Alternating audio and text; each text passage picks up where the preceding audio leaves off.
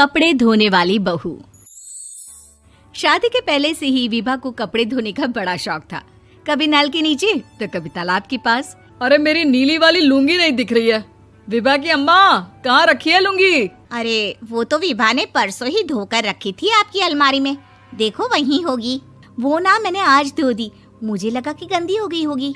अरे कैसे गंदी हो गई थी? उसे तो मैंने पहना भी नहीं। हे भगवान, इस लड़की के कपड़े धोने की आदत से परेशान हो गया हूँ मैं। जितना तो घर में राशन नहीं आता, उससे कहीं ज्यादा डिटर्जेंट पाउडर का खर्चा है। इसकी शादी करवा दो, शादी जाए अपने घर में ही करे काम, फिर चाहे घर के कपड़े धोने हो या पूरे गांव के। हाँ ठीक बोल रही हो, देखता हूँ मैं कोई लड़का। वो दिन भी आ जाता है जब विभा को देखने लड़के वाले आ जाते हैं। लड़की मुझे अच्छी लगी। होने वाली सास कहती है, बेटी अगर कुछ पूछना है तो पूछ लो। वैसे तो हमारी लड़की बहुत ही शर्मीली है, जो बोल दो वो मान लेती है, इसे क्या पूछना होगा। अरे कैसी बात कर रही हो माँ, मुझे इन लोगों के घर रहना है, सवाल तो कई है। हाँ हाँ बेटा, पूछ लो ना, क्या पूछना है। आप लोगों के घर कपड़े कौन धोता है? सास का मुंह बन जाता है। देखो, अगर तुम ये कहना चाहती हो कि तुम्हें कपड़े धोने नहीं आते तो सुन लो, कपड़े मैं ही धोती हूँ, लेकिन तुम्हारे आ जाने के बाद मैं रुमाल तक नहीं धोऊंगी। अरे चुप रहना भाग्यवान, बहू बेचारी घर आई नहीं, उसे डराना शुरू कर दिया। वो क्या है ना बिटिया, अभी तक तो ये कल्लू की माँ ही धोती थी, लेकिन अब तुम्हारे पापा तो दहेज में वॉशिंग मशीन देंगे ही।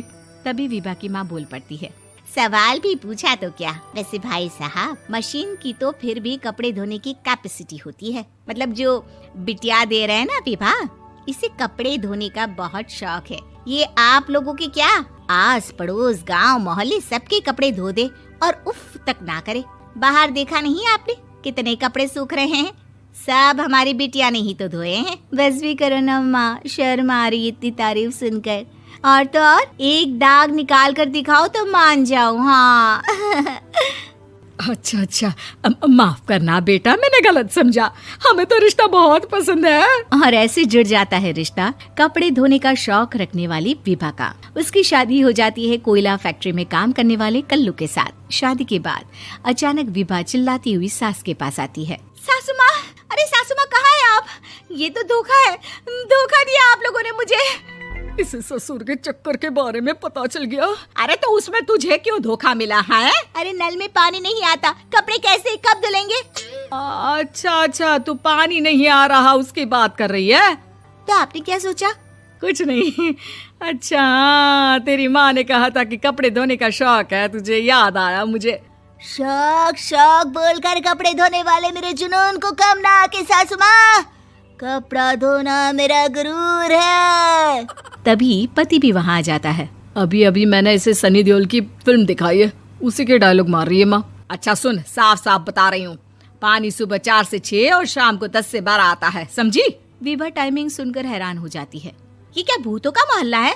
सुबह 4 बजे उठकर कौन कपड़े धोता है? 4 बजे टंकी में पानी जाता है, फिर सारा दिन धोना ना, किसने मना किया? अरे कैसी बात कर रही हैं? 200 लीटर की टंकी में कितने कपड़े धो लूंगी मैं? सुबह ही उठ जाऊंगी मैं। अब क्या था, विभा सुबह 4 से लेकर रात के 12 बजे तक कपड़े ही धोती रहती। एक रोज सास पड़ोस से निकलकर कहीं जा रही होती है कि साथ वाली कहती है, हाँ कल्लू की माँ, जरा ये बताओ कि 2 साड़ी है, 2 ब्लाउज और एक पेटीकोट और एक नाड़े वाला लंबा कच्छा। हाँ तो? अरे तो क्या, कितना लोगी धुलाई ये बताओ। धोबन दिख रहे हैं हम क्या?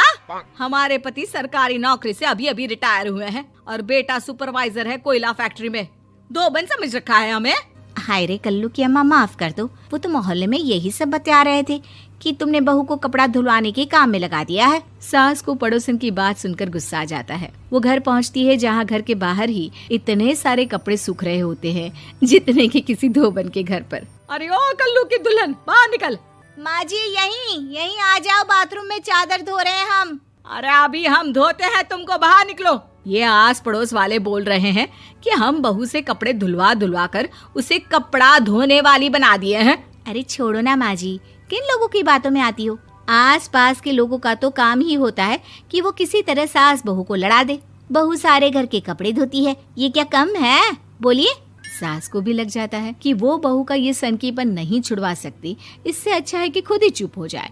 एक रोज सास और बहू मंदिर जाते हैं, जहाँ सास की साड़ी वहाँ खड़ी भीख मांगने वाली से मिलती है। माँ जी क्या बात है, आपकी साड़ी उस भिखारन से कितनी मिल रही है ना? हाँ हाँ देखो तो, दोनों की साड़ी मिल रही है। क्या बात है कल्लू की अम्मा, तुम खुद को तो अफसर की बीवी बताती हो और ऐसी सिंपल सी प्लेन साड़ी पहनकर घूमती हो। सिंपल और प्लेन नहीं है ये साड़ी। तो क्या सोने के धागे से फूल बने हैं?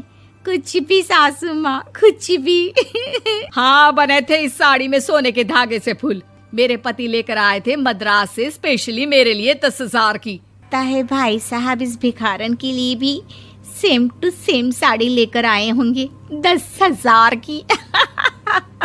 सास उस वक्त तो कुछ नहीं कहती, लेकिन बहू के साथ घर आती है और अलमारी से एल्बम निकाल कर लाती है। ये साड़ी देख रही है, ये वही साड़ी है जिसे मैंने अभी पहना था। इस साड़ी में ये जो चमकदार फूल दिख रहे हैं ना, ये सोने के धागों से काटे गए हैं। लेकिन तू लोकल वॉशिंग मशीन ब्रश से घिस घिस कर सारे फूलों को निकाल कर साड़ी प्लेन कर दी। मुझे माफ कर दीजिए सासू माँ। और तो और, जब मैंने तुझे तेरी गलती के लिए कुछ नहीं कहा, लेकिन तूने तो सबके सामने मेरा मजाक ही बना दिया। क्यों? बहू को समझ में आ जाता